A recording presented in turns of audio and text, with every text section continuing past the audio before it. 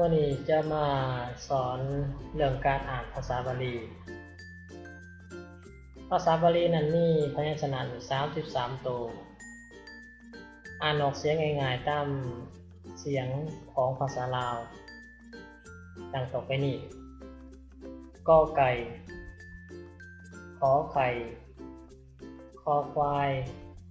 อสังขะงองูจอจอกชอเศรษฐชัดซอซ่านซออุปสาญอสปัญญูตอกุติถอฐานดอบัณฑิตถอวุฒินอเนนตอตาถอถุงทอทุงทอธรรมนอหนกปอปลาขอเผิงขอภู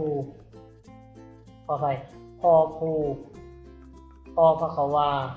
มอมายอยุงรอระฆังลอลิงวอวีสอเสือหอห่านลอบาลีอั้งในกระหิต